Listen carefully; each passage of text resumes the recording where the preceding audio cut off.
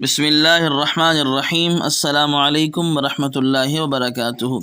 پاکستان میں رہتے ہوئے سعودی عرب کی رؤیت ہلال کا اعتبار کرنے کا حکم۔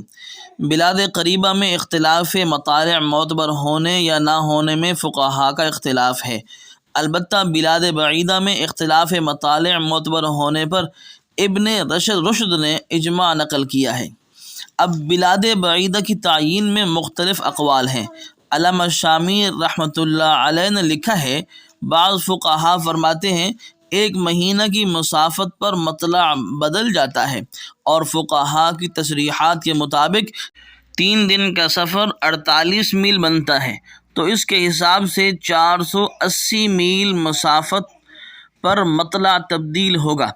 اور دوسرا قول یہ لکھا ہے کہ 24 فرسخ پر مطلع بدل جاتا ہے۔ اور معارف السنن میں حضرت بن نوری رحمۃ اللہ علیہ نے لکھا ہے کہ ہر 500 میل کی مسافت پر مطلع بدل جاتا ہے۔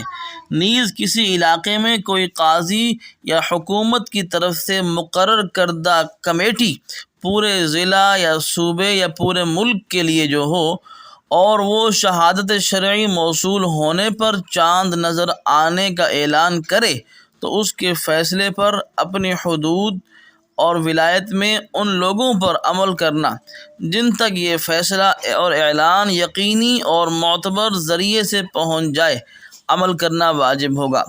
چونکہ مرکزی رؤیت ہلال کمیٹی قاضی شرعی کی حیثیت رکھتی ہے، لہذا شہادت موصول ہونے پر اگر وہ اعلان کر دے تو ملک میں جن لوگوں تک یہ اعلان معتبر ذرائع سے پہنچے ان پر روزہ رکھنا یا عید کرنا لازم ہوگا۔